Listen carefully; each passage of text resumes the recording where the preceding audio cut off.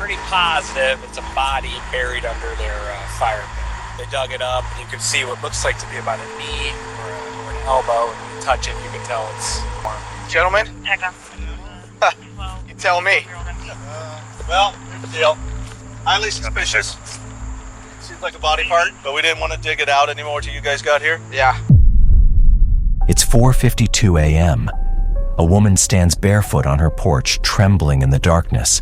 Her voice is frantic, words tumbling over each other, disjointed, desperate. Inside the house, a shadow moves behind the curtains, watching, waiting. Police officers exchange uneasy glances. They've been here before. Another domestic call. Same address, same woman, same man. They don't know it yet. But by sunrise, Martha Freitag will be dead. And it'll take 30 days, 30 long days, before anyone realizes she's missing. This is not just a murder story. It's a story about the warning no one heard, and a daughter who refused to let her mother disappear into silence. When dispatch gets the call that morning, the address pings instantly. It's familiar, too familiar. Martha Freitag, 53, a known name in the system, reports of domestic violence, restraining orders filed, and dropped, diagnosed with schizophrenia. Officers already have a narrative in their heads before they even arrive. No, I don't like that. I know, I really don't like it. Hi. Hi. What's going on? Huh? Did you call us? Yes, I did. Okay. What's going on? I'm going to reinstate something I had 14 months ago. Statute of limitation, I think, beside me is 10 years, right? So you want to restate something you already said, Yes. and they're already investigating it, and you're just telling us about it again, is that correct? Well, I don't know if they're investigating or not. All I know is I got a restraining order from them, and then I've been waiting for her to get some mental help, because he's supposed to go down the first pass. First of all, it wasn't supposed to be explored. Martha meets them outside, shaking, agitated, her words looping and breaking apart. She says she needs help, mentions a restraining order, mentions him. But her words spiral, and the officers lose the thread. To them, it looks like another episode. What they can't see, what they don't hear, is the raw, unfiltered terror behind every stuttered word. 15 feet away, behind the window, David Callahan is watching, silent, patient, waiting for them to leave. And when they do, Martha is as good as gone. Hours later, rage erupts. David Callahan snaps. Or at least that's what he'll claim later. He strikes Martha with a wooden handle, then strangles her with a rope until her body falls limp.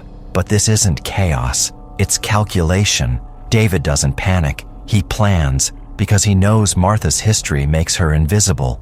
A woman with mental illness, estranged from family, few friends.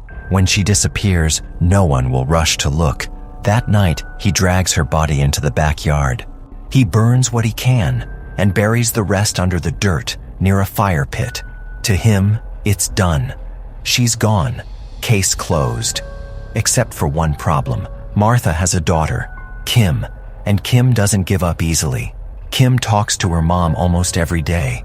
So when the calls stop, she knows something's wrong. 1 day, 2 days, a week, nothing. Neither is a cousin of ours that she calls all the time, her brother that she calls all the time. Nobody's heard from her. She lives here? Yeah. Have you been in? No. I came earlier, knocked, and banged on the door, and she was having a lot of problems with her boyfriend. Yeah. At some point, there was some kind of protection order, and I don't know, against him. She's paranoid schizophrenic, so I went around to different hospitals. I went everywhere to see if she was like in a psychiatric unit. Yeah. I can't. Everybody says no, she's not here. But I know that there's been a lot going on between her and her boyfriend. And Okay. he has made death threats to her. So That's okay. he has made threats to her that he was going to make sure nobody ever found her. Yeah. Kim calls the police, begs for a welfare check. She tells them everything, the abuse, the threats, the fear. She even quotes David's chilling warning, "If I ever got rid of her, no one would find her." But the officers hesitate. They hear mental illness and family conflict and decide it's probably nothing. And what happens with like a missing persons report or whatever? But she is a grown woman. However, she has these, the paranoid schizophrenia issues. if for whatever reason she has gone into this state where she doesn't want anybody to contact her, even family, the hospital is legally not allowed to tell anybody anything, even her kin. They advise Kim to wait.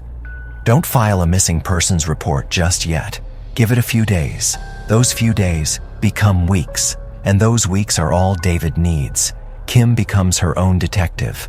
Hospitals, shelters, friends, dead ends everywhere. She keeps calling the police. Each time, she gets a new officer. Each time, she has to start the story over again. They tell her Martha's done this before. Maybe she's having another episode. Maybe she's fine. But Kim knows her mother, and silence was never Martha's language.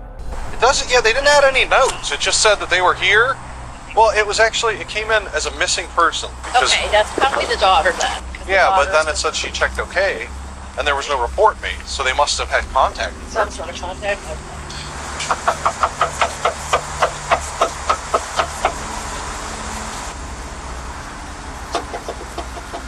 If it came in as a missing person, they cleared it without a report number. That means they determined where she was at. Exactly. That's what I was. Yeah. When another welfare check is done, officers knock, wait, and leave. They don't go inside. They don't dig. They don't check the backyard. Meanwhile, David is inside that house, using Martha's phone, texting Kim fake messages, pretending she's with friends, and the police believe him. It's like to make an official missing persons here. Okay. So I've talked to so many officers, everybody she knows, her friends, family, none of them has seen her face or talked to her in over a month. Yeah. So I was sending her messages from her mother's phone, say, this is your daughter, I want to know where you're at. Oh, I'm at the Kingdom Hall in Kent with friends. I said, okay, stay there, I'm coming right now. Oh, I'm not there, you don't know where I am. Well, you just said you were there, where are you? Oh, I'm eating now. The way she types is completely different. She says she's angry at the family. But the issue is we were pounding on the door earlier and no one answered. And we didn't have enough to kick the door in and go look for her. She owns this property. If I need to break in here with you guys here, and if you think she'll press charges on me, that's fine. I want to know what happened to her. She's not going to press charges on me. That's not the problem. Weeks later, Kim snaps. She storms into the precinct and says, if you won't break into that house, I will. This time, they listen. Please, anybody in here? Come outside! It's day 1 in this shirt. Day 2 in these pages. You're not going to get another day out of it. Day 3. It's supposed to be a big black dog that might not be friendly. You ain't gonna put me back on the call on the phone or could you generate a new one for that 31? Sure. You should do it. He didn't get you already. Please, anybody in here? The question is what he did to her. Not a single pair of her shoes anywhere around here. If I were you, I mean, I'm not telling you how to feel, but this would be a relief. You know, she's not here, but it doesn't look like there's any sign of distress or, you know, all of her stuff's not thrown around. First sign of distress, really, is the fact that there's no Pepsi in that refrigerator. So that means she hasn't been staying here? No, she has not been here. I'm telling you, he has done something to her. Officers enter the home, and it's empty. Too empty. No clothes, no shoes. And the fridge, completely bare. No Pepsi, her favorite drink, always stocked. Nothing makes sense. Do you know anything about this house next door? There's some woman that used to live in there. She asked me a couple of times for some money or some cigarettes. I told her I didn't smoke. Why, what's going on? Well, someone sent us out here to check on her and she's not answering the door. Does she have a car or anything, you know? I don't think so. Never seen a car. She was walking the first time I started cutting the grass. How you doing? You been living in the garage here? You want to call her living? Where do you sleep at? Do you know who lives here? Robin Freitag, I think. When did you see her last? About 4 weeks ago. And you haven't seen her in 4 weeks. No, last Have you seen him over there? Oh, yeah. Does he drive a car? No, Is he home now? I have no idea. Okay. Then, a neighbor mentions something strange. He's seen David at the house at night. He never left. Acker, please, just come outside. How you doing? Is Martha here? She's probably at her boyfriend's house. What's your name, bud? David. David Callahan? All right, come on down here for me. Why do you think she's at her boyfriend's house? That's where she stays most of the time. Where's that at? I don't know. I don't even know who it is, really. Are you the only one here? I mean, she's here maybe a couple times a week anymore. I mean, actually been split up for a year. Police find him days later, calm, cooperative, and lying through his teeth. He says Martha's in Florida with a new boyfriend, but his story's falling apart. Did you get your warrants taken care of? No, I need to get down there and take care of them. I got a couple misdemeanor warrants. Through Akron? Alright, well, we're going to help you out with that today. You still have those warrants, we'll send you down to court. You can get them taken care of today. Alright, here's what we're going to do. If it's alright with you, we're going to walk through, we'll let you get some clothes, and then you're going to get on to court and get these warrants taken care of. I got a big dog in here. No problem. And this time, officers take him in on unrelated warrants. They don't know it yet, but that arrest just saved the case. While David sits in a cell, Martha's family receives a chilling message. If he ever got rid of someone, he'd bury them in the backyard. Who's the caller? You are? What made you come to think it was... They came and arrested him, I believe it was Thursday. On Friday, they arrested him on other charges, contempt, and they're holding him for like 30 days on contempt. So they questioned him about this two times, I think. I got a text message. Here, I've been putting these flyers up on all the poles, and I get a text message. A sergeant and a couple other units coming here. Yeah. If he was ever to get rid of someone, we would bury them across the fence in the very backyard. Police organize a search. A neighbor steps forward, says he saw fires burning in that yard weeks ago, and a horrible smell. Right. But, I didn't even know she was missing until a few days ago. I mean, had you noticed any activity by anybody back there in the backyard recently? Just the guy who lived there. What was he doing? In the middle of the night, was burning things, because I could smell it. The horrible stench from everywhere. And I thought, that's even trash. Pretty positive it's a body buried under their fire pit. They dug it up, and you can see what looks like to be about a knee or an elbow. And when you touch it, you can tell it's something. We didn't really dig anymore.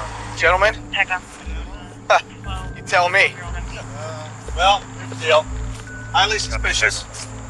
Seems like a body part, but we didn't want to dig it out anymore till you guys got here. Yeah. I think, all of us would want it dug out a little bit more before you guys can say. 41, you copy. Yeah, let's check. Was it dug out when you guys got here? That guy. What made him, did he say what made him start digging? Yeah, he gave the whole story to the other officer and us. But The team begins to dig, and before long, they find it, a shallow pit, plastic, bedding, and what looks like human remains. Kim arrives at the scene. No one will confirm anything yet, but she already knows. Later that night, the autopsy confirms it. It's her mother. Martha had been bludgeoned, strangled with a rope, and burned in an attempt to erase her from existence. 30 days after her last call for help, they finally find her voice again. Detectives bring David back in. This time, they have everything: evidence, witnesses, the body. At first, he holds the lie, but the walls are closing in. Then they give him an out. Were you a monster, or just a man who snapped?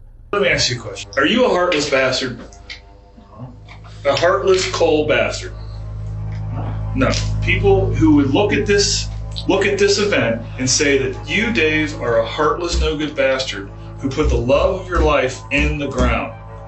And that has to be an evil, bad person who has to go away for every last day of their life. Every last day. So, Dave, are you that person? Or are you the person that has struggled with someone who's, as you said, for 16 years you love her, but she's schizophrenic, and she goes here and she goes there? Because there's no reasonable person, Dave, in the world that wouldn't believe that you harmed Robin. We all know that, three of us sitting in this room. You should just get it off your chest, man. I've told you everything I know. No, you haven't told us. Was it the heat of the moment? Yeah. Did you plan it out? Tomorrow is her fucking birthday. Tomorrow was her birthday, for them to sit there and reflect. The agony they've been going through for the last month. Heartlessly killed the woman you love more than anything in the world. It's mind-boggling to think about it. Something that you said you were going to do. Yeah, and if you said you were going to kill anybody, you'd bury him in the fire pit. I mean, it seems kind of convenient.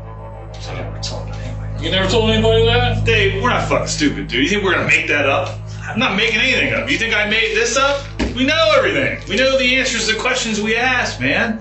I'm trying to get you to say that you're not an evil, no good bastard, and that there were some extenuating circumstances that you killed the woman you love, pretended that she was alive for over a month. If you look at it, you're like, that has to be a heartless, cold bastard that wrapped this woman up like that and put her in this fire pit.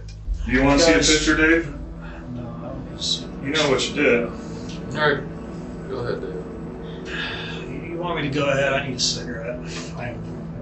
Tell us what you're going to tell us, then you can have a cigarette. I'll give you a cigarette. You tell us what's going on, Dave, so we know you're not a heartless bastard, and I promise you can smoke all you want, all right? Not all you want. Not all you want. Well, the reasonable expectations. Get it off your chest, Dave. You feel better. I mean, you guys feel a little bit better already, just knowing that you're going to make that decision. And that's when he breaks. Tears, regret, excuses. He confesses he hit her, he strangled her, then burned and buried her body. I didn't mean to do it. I didn't. It's not a very respectful way for a person to end I up. know it's not. I got fucking scared, man. I just snapped, man. Just fucking snapped. I didn't mean to do this or I just, man. I love her. Love her. You just got scared, that's why you put her in the fire pit? I dug it out.